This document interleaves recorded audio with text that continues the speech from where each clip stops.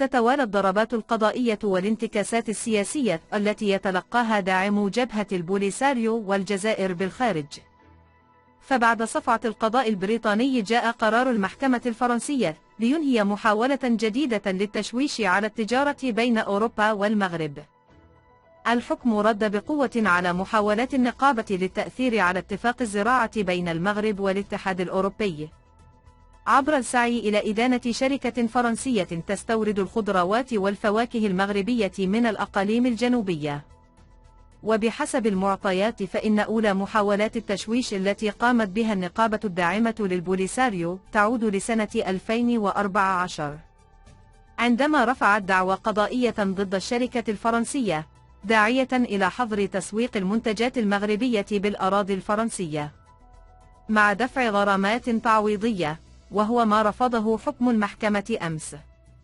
ونقلا عن المعطيات عينها فإن الشركة الفرنسية وضعت حججا قوية على وجود توجه سياسي للنقابة، إذ يعمد أحد مديريها إلى استغلال العمل النقابي من أجل تصريف العداء للمملكة المغربية.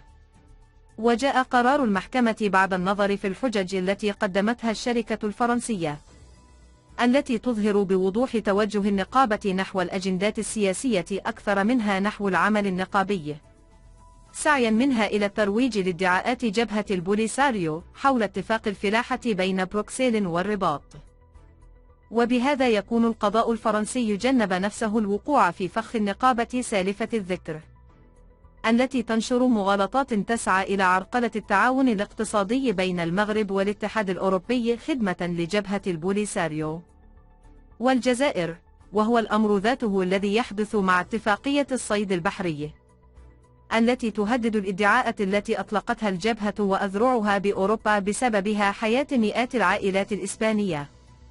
ويرى نائب عمدة سابق بفرنسا أن الحكم جاء في إطار قانوني ردا على ادعاءات النقابة المعروفة بانتمائها إلى أطروحة جبهة البوليساريو.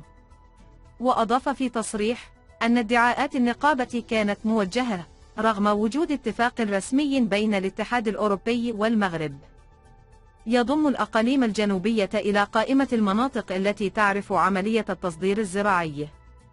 هذا القرار القضائي لا يعني تغير الموقف الفرنسي من قضية الصحراء، ولا يمكن اعتباره انتصارا سياسيا يورد المتحدث عينه، موضحا في الوقت ذاته أن الرباط ملزمة بالتحرك سياسيا وعدم الاقتصار على الحيز القضائي.